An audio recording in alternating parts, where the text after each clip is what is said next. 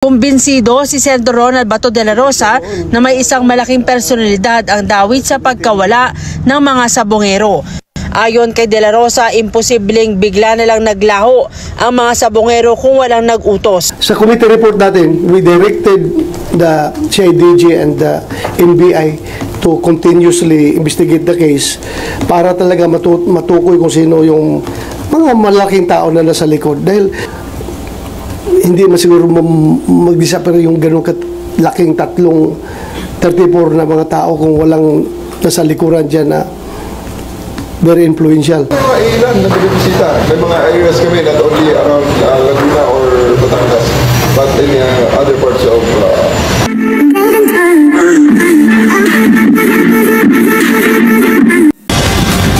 Nagsimula na ang operasyon ng gobyerno sa paghahanap sa mga labi ng mga nawawalang sabongero na di umano'y itinapon sa Taal Lake. Ngayong araw, sakay ng Philippine Coast Guard, sinurvey ng Department of Justice ang lawa. Mula Talisay, nagpunta sa Laurel, Batangas ang mga opisyal kung saan ang itinuturong ground zero sa paghahanap sa mga labi. Bukas, nasa 30 divers ng PCG ang sisisid sa lawa na may lalim na 30 hanggang 50 meters. Definitely starting tomorrow we'll be doing the diving. Ngayon even na surface search naggagawa na rin ngayon. Nakahanda na naman ang mga gamit ng PCG para sa pagsisid bukas. Mayroon din silang sariling remote operating vehicles o ROVs na kayang paganahin hanggang 300 meters na lalim. Ito yung ilan sa mga equipment na gagamitin ng mga tauhan ng Philippine Coast Guard sa oras na magsimula na silang sumisid sa Taal Lake para nga hanapin yung mga labi ng mga nawawalang sabongero. Ilan dyan ay itong mga oxygen tanks, meron ding mga rubber boats, meron ding medical kits. Itong mga oxygen tanks na ito, tinatayang nasa 10 to 15 yung kayang itagal nito sa tubig. Pero sabi naman ng Department of Justice ay nasa 30 meters lang naman yung lalim na sisisirin ng mga tauhan ng PCG kung saan posibleng nandoon yung labi ng mga nawawalang sabongero. Ang magpapahirap naman umano sa pagsisid ng PCG ay ang malabo o maburak na tubig sa lawa.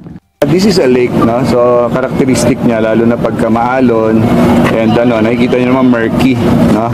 So same yun sa bottom. As you go deep, medyo lumalabo, maburak din yung lugar. Naniniwala naman ang DOJ kahit 4 na taon na mula nang nawala ang mga sabongero, posible pa rin may mahanap na mga labi nila. Ang partikular naman hahanapin ng PCG divers ay ang mga sandbag na di umano'y nakatali sa mga sabongero. May mga nagsasabi po na meron pa po tayong maabutan.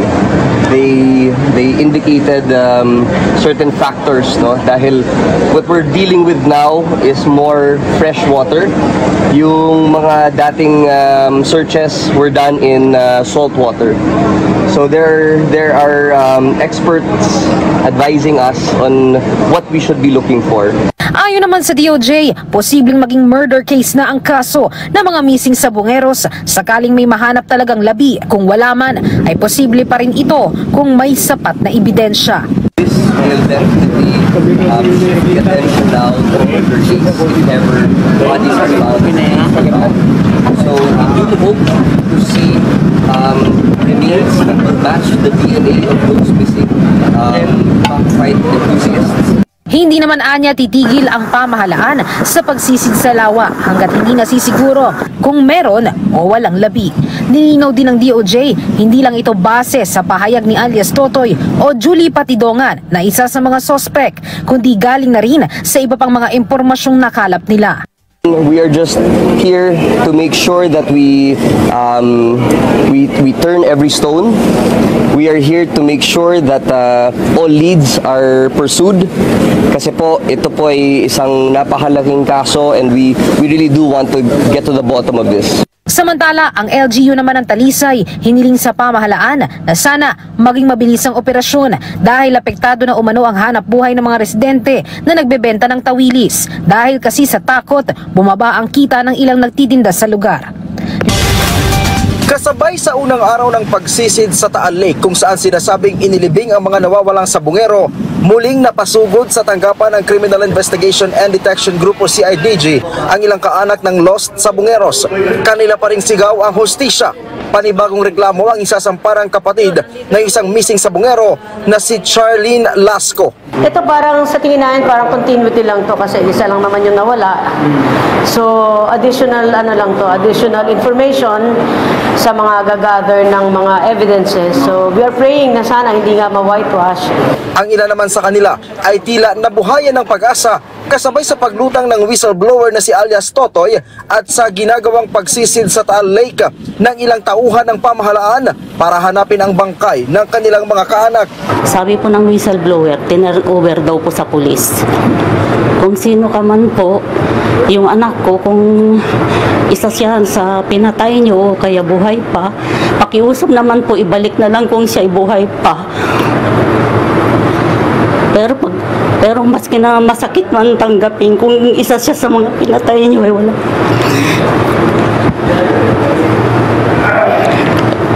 Wala na po ako magagawa, pero kung baka sakali lang po ako, baka buhay pa siya, pakibalik na lang po. Samantala bukas ang PNP sa posibilidad na maging state witness ang sinuman sa 15 pulis na isinasangkot sa kaso ng missing sabungeros. Ayon kay PNP Chief Police General Nicolas Torre III, magiging mabilis ang usad ng kaso kung makakakuha sila ng dagdag impormasyon mula sa mga tao sinasabing may partisipasyon sa misteryosong pagkawala ng mga sabungero. Subalit tiwalaan niya silang malulutas ang kaso kahit na walang pulis na magsalita ukol dito. Kinumpirma din ni Torre na meron ng binibisita ang PNP ng mga lugar sa Southern Luzon at Metro Manila na posibleng pinagtapunan sa bangkay ng mga nawawalang sabungero. Meron kami mga ilan na binibisita. May mga areas kami not only around Laguna or Batangas, but in other parts of the Metro and other parts in the underlying areas. Saka na namin i-delay that. Tuloy din daw ayon kay Torre ang koordinasyon nila sa NAPOLCOM kaugnay sa administrative case laban sa mga sangkot at sa Department of Justice naman para sa criminal case. Yes, Alex, sa kabilangan ng malakas na alon kanina ay natuloy pa rin yung ginawang pagsimula ng paghanap sa mga nawawalang sabungero. Kanina ay nagpunta yung mga team mula sa Department of Justice, Philippine Coast Guard at maging PNP-CIDG sa bahagi ng Laurel, Batangas. Yun yung bahagi ng Taal Lake dito sa bayan ng Laurel kung saan nila unang sisimulan yung paghahanap sa mga nawawalang sabungero. Sinimula na ng gobyerno ang paghahanap sa mga nawawalang sabungero. Sa bahagi ng Taal Lake sa Talisay, Batangas, sinimula ng paghanap. Ngayong araw, nagsagawa muna ng technical site assessment ang Department of Justice, Philippine Coast Guard at PNP-CIDG para makita ang sitwasyon sa lawa. I-assess natin ang tubig at ang area kung saan gagawin ang search. So, hindi po natin expectation ngayon na talagang magda-dive ang ating mga Coast Guard, kundi titignan lang po natin kung ano yung kondisyon ng tubig. No, kung gaano ka clear, kung gaano ka murky yung tubig, titignan din ho natin ang depth. Sa inisyal na impormasyon ng DOJ, 30 metro lang ang lalim sa bahagi ng Taal Lake na pagsisimula ng kanilang paghahanap. Target nilang maabot hanggang pinakailalim ng lawa. Information received by us, may nakataling sandbags para talagang lumubog yung katawan, then it poses a different challenge. Nilinaw naman ni DOJ Assistant Secretary Mico Clavano na bukod sa testigo na si Julie Patidongan alias Totoy, may iba pang informant na nagkumpirma sa kanila na may itinapon talaga sa Taal Lake. Dati po, wala po talaga tayong leads. Ngayon po na lumutang ang isang testigo at all-in na po ang gobyerno dito, mas marami na pong lumapit pa na mga informants. Di lang naman po ito ang lead natin, no? Pero isa siya sa pinakamalaking lead. Dahil halos 4 na taon na ang nakakaraan, umaasa na lang ang DOJ na may mahanap silang makakapagturo sa nawawalang sabungero. Looking for these remains is daming evidence, no? Dahil dati po ang kinasuhan natin sa mga perpetrators ay kidnapping. But this will definitely shift the attention now to a murder case if ever bodies are found and remains are found. So we do hope to see remains that will match the DNA. What we have to prove is the fact of death. Sabi ng Coast Guard, may 30 technical divers sila mula sa Special Operations Team na magkakatuwang sa search and retrieval operation. Bagamat may mga hamon, kumpiyansa silang kakayanin ito. Karakteristik niya, lalo na pagka maalon, and nakikita niyo naman murky, no? So same yun sa bottom. As you go deep, medyo lumalabo, maburak din yung lugar. Dahil natapos na yung pag-assess sa site kanina, bukas sisimulan ng technical divers ng Philippine Coast Guard ang kanilang search and retrieval operation sa mga nawawalang sabongero. Samantala sa impormasyon naman natin mula sa Batangas Police Provincial Office Director Police Colonel Giovanni Emerick Sibalo ay may nahukay na pinaniniwala ang mga buto ng tao. Nakuha umano ito sa bakanting lote malapit sa pangpang ng Taal Lake dito sa bahagi ng Laurel. Nakasilid ang mga tila sunog na buto sa isang sako na may lamang buhangin. Natagpuan umano ang sako na matauhan ng CIDG, Laurel MPS, IMEG at Intelligence Group. Nasa lugar na rin yung mga tauhan ng PNP SOCO para iproseso ang mga nakuhang ebidensya na nakatakdaring sumailalim sa DNA testing para makumpirma kung ito ay mga buto talaga ng tao. Kanina, sa panayam natin kay DOJ Assistant Secretary Miko Clavano, meron siyang binanggit na meron daw na-discover na bakanting lote na open kahit kanino, wala raw may may-ari nito. At posible na kasama raw yon sa mga titignan na rin ng mga otoridad kung doon ba merong dinala na mga nawawalang sabongero. Pero hindi pa niya nababanggit yung patungkol rito sa pinakabagong development na ito at sinusubukan din natin alamin yung posisyon dito ng Department of Justice. Balik sa inyo dyan, Alex. Okay, Mads, sa ngayon, as we speak, ikaw ay nasa Laurel, Batangas, no? Pero nakapanayam natin ang tagapagsalita ng Philippine Coast Guard kanina. Binabanggit niya na merong 5 staging areas o staging point ang Coast Guard. Ano ibig sabihin niya? Kung ikaw ay nasa Laurel, may ibang team pa doon sa ibang mga bayan? Tama ba ako pag-intindi natin? Posible, Alex. Sa pagkakaunawa rin natin kanina sa binabanggit ni Commodore Tobilla ng Philippine Coast Guard na siya yung hepe ng Philippine Coast Guard Calabarzon, may binabanggit siya na iba't ibang staging area. Yun yung parang magiging jump-off point ng Philippine Coast Guard at yung kanilang mga technical divers. Nasa 3 po kasi yung technical divers na gagamitin nila para sa gagawing search and retrieval operation. At ngayon ay pinag-aaralan pa nila kung paano yung magiging paghati sa kanila. So, posible na yung mga jump-off points na yon ay yun yung paghahati-hati doon sa mga team ng technical divers ng Coast Guard. Pero ang tanong dyan, Mads, bakit kayo dinala sa Laurel? Dito ba ang mostly ibinaon yung mga katawan? Yan bang ibig sabihin ng DOJ kung bakit kayo nandyan sa Laurel?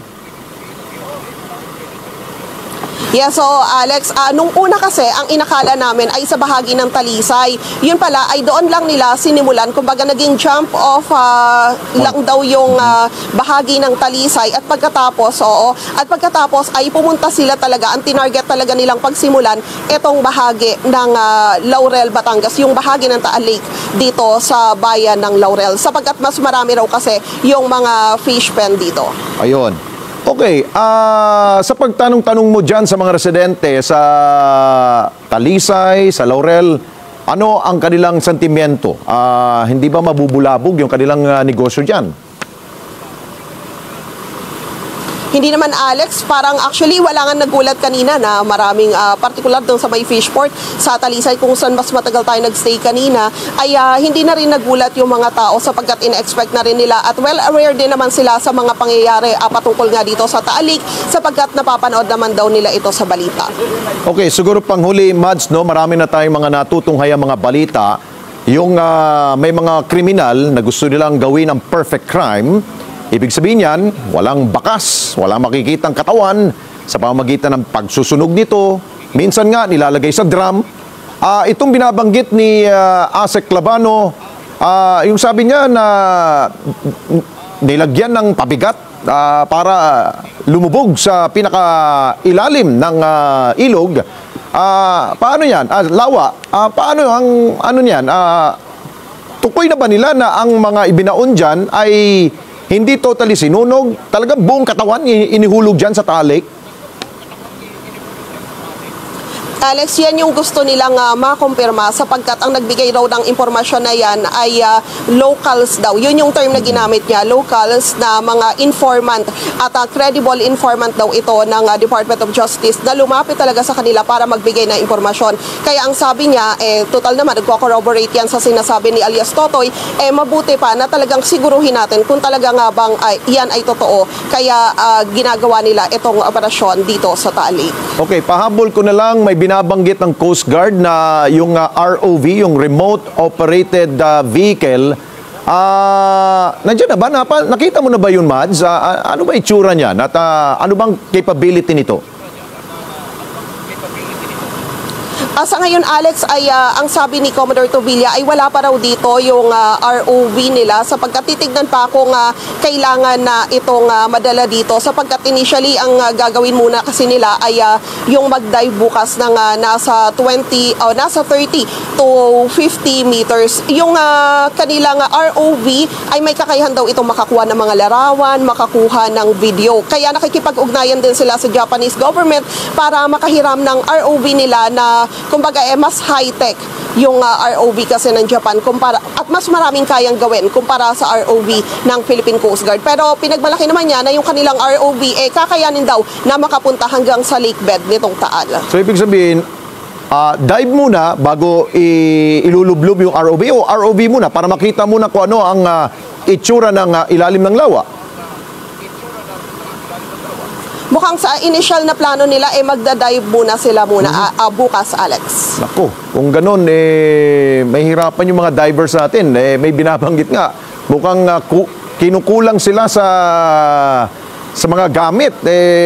Para mas less ang trabaho, siguro ROV muna para at least makita muna kung matukoy kung anong meron sa ilalim. Di ba, Mads? Oo, tama ka dyan para hindi rin sila magkaroon ng problema sa kanilang oxygen.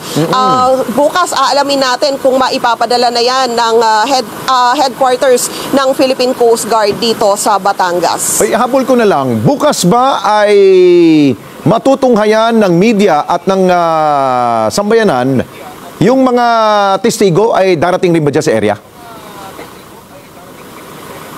Wala pang impormasyon ang Department of Justice, Alex, pero sabi naman sa mga nakaraang panayam, sabi ni DOJ Secretary Remulla, wala naman daw problema kung may mga magpupunta rito. Pero kung patungkol sa testigo, mukhang itinatago pa muna nila yan. Yung binabanggit ko, yung pamilya, kung sakasakali na piliin nila na pumunta rito para makita yung pagdadive. Pero yung patungkol sa mga testigo, sila ay binibigyan protection kasi ng mga otoridad. Dahil maaring pwede silang gumawa ng parang walkthrough dahil alam nila ang pangyayari. Unahin nila, dito namin binagsak muna at doon namin dinala. Di ba may mga ganong kwento kapag gusto mong makuha ang kabuuan ng kwento dito sa mga missing sa Bungeros? Di ba, Mads? Yes, Alex, pero baka siguro gusto muna nilang kumpirmahin kung talaga bang merong mga naitapon ng mga katawan ng nawawalang sabongero dito. Para sa kalaman ng ating mga kababayan, ano oras ang start ng dating ng mga Coast Guard yan, yung mga divers? Ano oras ang pagsisid nila? Wala pang binibigay na oras, Alex, yung Philippine Coast Guard kung anong oras nila masisimulan yung pag-dive bukas sapagkat una, nakikipag-ugnayan pa sila sa PHIVOLCS. Bukas, makikipag-ugnayan ulit sila kung kamusta yung sitwasyon ng bulkan at titignan din nila kung kamusta yung lagay ng panahon at yung lagay rin kung masyado bang malakas yung alon at kung malakas yung ulan. Kasi kanina nung nabanggit ko mga hapon ay malakas yung ulan dito. May mga part kasi na halos mag-zero visibility pero nalagpasan naman daw nila yon kaya natuloy pa rin yung site inspection. Pero kung yon ay makakaapekto sa bahagi kung saan sila magsasagawa ng dive bukas, posibleng makaapekto yan sa kanilang magiging operasyon. Kumbinsido si Senator Ronald Bato de la Rosa na may isang malaking personalidad ang dawit sa pagkawala ng mga sabongero. Ayon kay De La Rosa, imposibleng bigla na lang naglaho ang mga sabongero kung walang nag-utos. Ang komite ng senador ang nagsagawa ng investigasyon noon sa kaso ng pagkawala ng mga sabongero. Pero inamin ni De La Rosa na wala silang nakuhang ebidensya sa kanilang investigasyon na direktang mag-uugnay sa business tycoon na si Atong ang sinasabing may-ari ng Pitmaster Foundation. Ito anya ang dahilan kaya hindi sila nagrekomenda na isama ito sa mga masasampahan ng kaso. Matigas yan noon sa Senate hearing noon. Ayaw talaga yan bumigay. Kahit na di ba pinailan natin ng kaso, di ba? One of the hindi napailan ng kaso kung hindi dahil sa Senate investigation na ginawa natin. Kailan nga? Pero yun nga, yung follow-up sa committee report natin, we directed the CIDG and the NBI to continuously investigate the case para talaga matukoy kung sino yung mga malaking tao na nasa likod. Dahil hindi masiguro mag-disappear yung ganun laking 34 na mga tao kung walang nasa likuran dyan na very influential. Diba? At nagbibigay ng kumpas. Sa atin lang, at that time, we don't have the evidence to connect to the management ng yung Pitmaster dahil nga wala talagang ebidensya na magkukunik. Hanggang doon lang tayo sa disappearance na may kumuha na tao. Si Atong ang pinangalanan ng whistleblower na si Julie Dondon Patidongan alias Totoy na umano'y nag-utos para dukutin at ipapatay umano ang mga sabongero sa kanilang cockpit arena sa Maynila, Laguna, Batangas at Bulacan. Sabi ni De La Rosa kung may maghahain ng resolusyon, handa niyang buksan muli ang sa kaso ng mga nawawalang sabongero dahil siya pa rin naman ang hawak ng Senate Committee on Public Order. Sa ngayon, hinimok niya ang PNP na liliman pa ang investigasyon lalo na sa ilang pulis na idinadawit umano sa pagdukot at pagkawala ng mga biktima. Malakian niya ang posibilidad na may mga pulis na dawit sa kaso, katunayang may mga pulis na nauna nang inrekomenda ng Senado na masampahan ng kaso dahil yan sa pagdukot kay Ricardo Lasco, ang itinuturong master agent sa online sabong noong August 13 ng 2021. Ang mga pulis na ito anya ay positibong itinuro ng pamilya ng biktima na pumunta sa kanilang bahay at binitbit si Lasco bago ito iniulat na nawala. Noon pa yun sinasabi ko, napakasama noon na magpagamit tayo sa sindikato. If you call it sindikato, police ka, you are there to uphold the law, you are there to enforce the law. Ngayon, binayulit mo yung batas para sumunod kung sino man nag-utos sa'yo na, I'm sure, in consideration of money. Ano pang motivation mo doon? Nagagawin yon kung hindi ka sinusuhulan. Ali, sa ngayon, ikinokonsidera daw ng Senado na gamitin yung mga makakalap na mga ebidensya sa investigasyon ng Department of Justice. Yan ay makakatulong din daw sa gagawing pagbalangkas ng mga batas para tuluyan nang iban ang online gambling sa bansa. Ali. Okay, nung naunang investigasyon ng Senado at siya bilang chairman ng Senate Committee on Public Order and Dangerous Drugs, siya ang nanguna dyan sa investigasyon na yan. Ngayon, sa pagkakataon nito sa 20th Congress, sigurado ba na siya rin ang mananatili dyan sa komite na yan?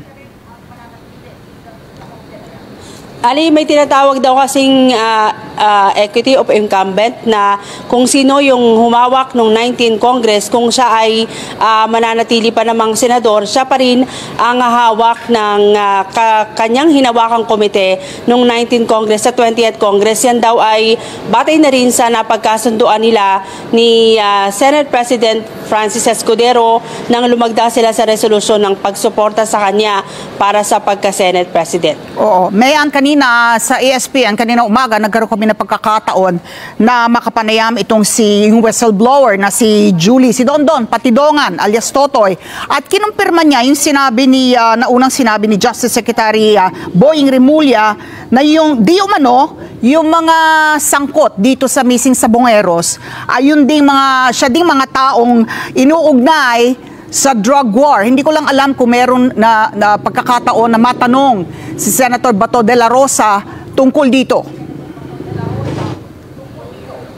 Ali, yung issue ng drug war ay hindi natalakay sa pagdinig ng Senado noon dahil sabi nga ni De La Rosa, itong si Dondon ay matindi yung kanyang pagtanggi at tila may pinoprotektahan sa kanyang mga pahayag. Nauna na nga siyang pinatawag ng Senado noon para magsalita hinggil dito sa issue pero tumanggi siyang magbigay ng iba pang mga detalye. Kaya ang ibinata yung investigasyon sa ibang ipinatawag na testigo ng Senado. Okay, maraming salamat, Mayan Corvera, nag-uulat live.